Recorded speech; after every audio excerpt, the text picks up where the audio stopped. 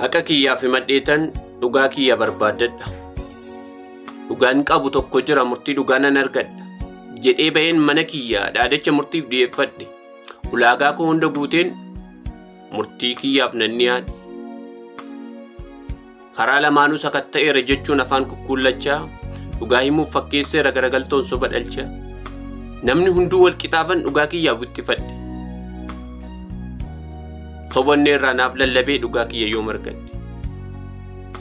Matta'aa fuunfatee jireenyi isaa dhugaa dabsee sobaxxiffate.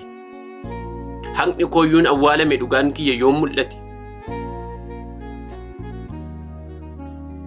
Rakkoon rakkoo dhale dhugaan kan abbaa dhugaa mitiire. Kan tumame seerri biyyaa sobamoo dhugaaf diriire. Isa qabu harka qabee dorgee sobaan na moosise. Waanan qabu harkaa dhayetu gurra kiyya kuchisiise. Abbaa murtii abbaa haqaa arrabni isaa seera labsa gochaan isaa seera cabsa. Abbaa murtii abbaa haqaa. Koppiliin riippoostii godhaa galatooma.